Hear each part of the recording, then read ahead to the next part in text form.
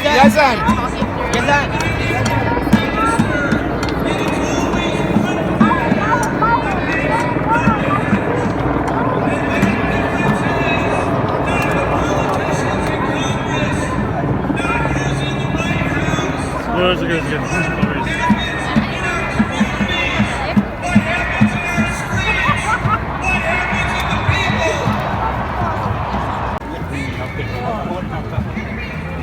I'm going to start with you. Why are you supporting? Why are you here for this protest? Well, I am Jewish, and we always say never again, and never again means everyone. I'm sorry. Never again means everyone. I don't believe in murdering anybody. Everyone deserves to live. And you're Italian? Yes, and I'm an American citizen as well. Okay. Yes, and I want both the governments, which I'm a citizen, to stop funding the genocide and ethnic cleansing of Palestinians. They have the same rights as everyone else to live, to prosper, and it's now many, many decades that they're waiting for their deliverance and emancipation. It's time to do it, not to rush more weapons to kill more people. We can make peace. America should fund peace, not war. No war. And you? Yeah, I'm a pacifist, and I can't stand the brutality that the Israeli government is using to oppress the Palestinian people. And so I'm here to, call for a ceasefire, to find a peaceful solution, and hopefully no more killing, no more wars. The people of America are tired of wars. We want people to fund, programs here. Like we have so many issues like healthcare. We have people living in the streets. Homelessness. We need to worry about that. So I'm gonna ask you guys. I'm a noble brand. Let's hear it. So I'm gonna ask you guys quickly. They are calling for Biden. You are calling for the U.S. government to stop funding, as well as the European government. The election is coming up. Do you think this is changing your view about how to vote in the upcoming election? I will not support anybody who supports genocide and apartheid, period. This has to end. Nobody who does that will have my vote, ever. And you? Same. Same? Okay, same. Okay, thank you very much. You two are here joining the protest. I'm pretty sure this is now your first protest to participate in. Why is it important for you to be here? Why, say it again? Why is it important for you to participate in this, to have your voice heard? So you're right that this is not our first protest, and I think it's important to be heard, obviously because of all the 2.3 million lives that are in serious danger. I guess we should move over. Yeah. I should let you get that sound, and then I'll talk to you. Okay.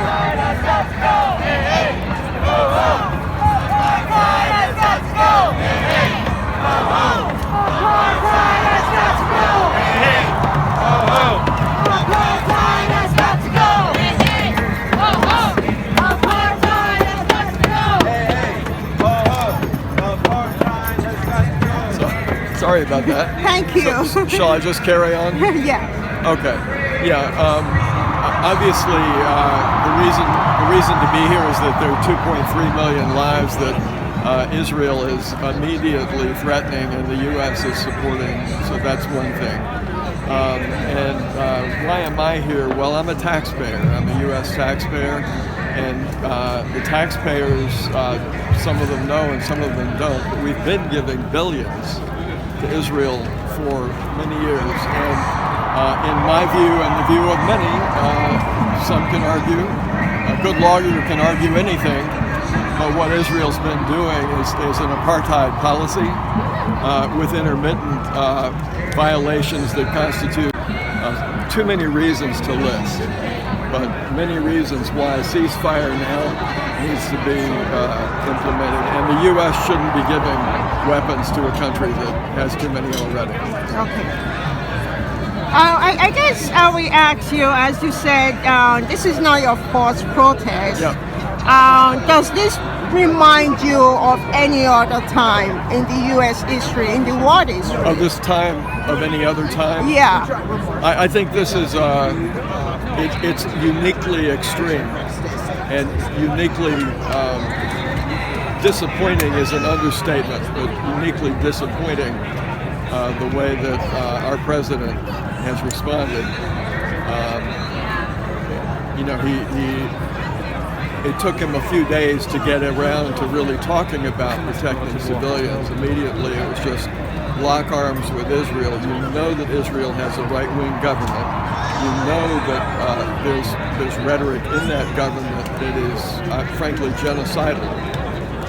And so now what's going on, it would be fair to say, genocide is in process. I'm not Jewish, but I know many Jewish activists who say that very quickly, and I think fairly. That's what's going on. So you want the president to listen to the public? I want the president to listen to the public. If the public, if the public wants to do something that's against international law, so if the public wants to send nuclear weapons against a country, then I would say, yeah, in that case, don't listen to the public. But I think when the public is just asking things that are reasonable and decent, and to go against what they're asking is unreasonable and indecent, I think then that the president should listen to the public. And he's the president. Yeah. Do you think this will affect how you vote in the upcoming election? I'm sorry, I have to ask. Do you think this will affect how you will vote in the upcoming election? I think it almost certainly will affect how I will vote. I almost certainly. We have to at this point guess who's going to be in the election. Mm-hmm. And my guess was that it would be Biden against Trump. And I would vote for a duck before I would vote for Donald Trump. So any duck, by the way. Okay. But in the case in this election, what Biden's done is going to make it impossible for me to vote for him. I won't vote for Trump, but I can't vote for Biden either. And I think that, frankly, I told a number of Democrats when he first started talking about this, he's toast. He's toast politically. The people who have been concerned about this Israel-U.S. sort of collaboration have not been listened to by the Democrat Party. And they've gotten away with it to the extent that they have. As a consequence, the whole country has been sliding to the right. And this time, I think it's going to cost him the election, and maybe Donald Trump or somebody worse, how could it be? But maybe somebody worse will be president, and that's a shame. But it's not on me.